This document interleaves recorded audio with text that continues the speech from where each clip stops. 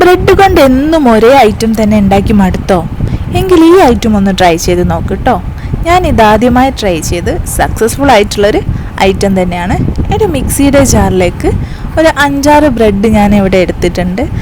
ബ്രെഡിൻ്റെ ഡേറ്റ് തീരാനായതുകൊണ്ട് ബാക്കി വെക്കുന്നില്ല. എല്ലാം മിക്സിയുടെ ജാറിലേക്ക് ചെറിയ ചെറിയ കഷ്ണങ്ങളാക്കി മുറിച്ചിട്ട് കൊടുക്കുന്നുണ്ട് കേട്ടോ. ഇതുണ്ടാക്കാൻ പ്രത്യേകിച്ച് അളവും കാര്യങ്ങളൊന്നും ആവശ്യമില്ല. ഇനി നമുക്കിതിലേക്ക് 1 കപ്പ് തേങ്ങ ചിരകിയത് ചേർത്ത് കൊടുക്കാം. ഇത്രയും ബ്രെഡ് ഉള്ളത് കൊണ്ടാട്ടോ ഞാൻ ഇത്രയും തേങ്ങ എടുത്തത്. ഇനി മധുരത്തിന് ആവശ്യമായ പഞ്ചസാര കൂടി ചേർത്ത് കൊടുക്കാം. മധുരം നിങ്ങളുടെ ഇഷ്ടത്തിനനുസരിച്ച് ചേർത്ത് കൊടുത്താൽ മതി. എന്നിട്ട് നമുക്കിത് മിക്സിയിൽ നന്നായിട്ടൊന്ന് പൊടിച്ചെടുക്കാം. നല്ല ഫൈനായിട്ട് തന്നെ പൊടിഞ്ഞോട്ടെ. ബ്രെഡിൻ്റെ കഷ്ണങ്ങളൊന്നും ഉണ്ടാവരുത് കേട്ടോ. ഇനി നമുക്കിതൊരു പാത്രത്തിലേക്ക് മാറ്റിയിട്ട് ചെറിയ ചെറിയ ബോൾസ് ആക്കി എടുക്കാം.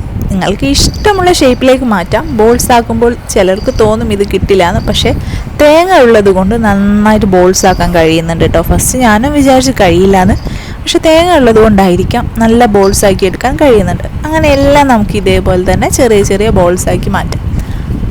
ഇത് നമ്മുടെ കുട്ടികളെ പറ്റിക്കാൻ പറ്റിയ ഒരു നല്ലൊരു പലഹാരം തന്നെയാണ് കേട്ടോ.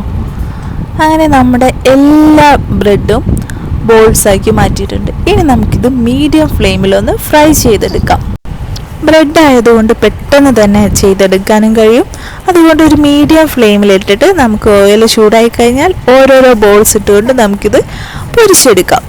നോമ്പിനൊക്കെ ഈ ഐറ്റം ട്രൈ ചെയ്ത് നോക്കിക്കോളൂ കേട്ടോ. പെട്ടെന്ന് തയ്യാറാക്കാം, വളരെ എളുപ്പമാണ്. വെറുതെ സമയം കളയേണ്ട ഒരു ആവശ്യമില്ല. ഇതാ നമ്മുടെ പലഹാരം റെഡി ആയിട്ടുണ്ട്. ഇതിനെന്താ പേരിടാന്നൊന്നും എനിക്കറിയില്ല. നല്ല ടേസ്റ്റിയാണ് കേട്ടോ. എല്ലാവരും ട്രൈ ചെയ്ത് നോക്കണേ. സബ്സ്ക്രൈബും ചെയ്യണേ.